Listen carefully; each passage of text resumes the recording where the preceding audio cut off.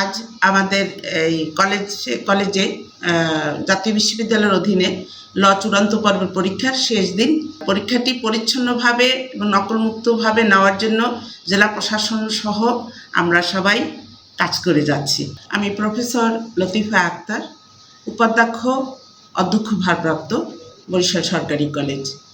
আজ আমাদের এই কলেজে জাতীয় বিশ্ববিদ্যালয়ের অধীনে ল চূড়ান্ত পর্বের পরীক্ষার শেষ দিন।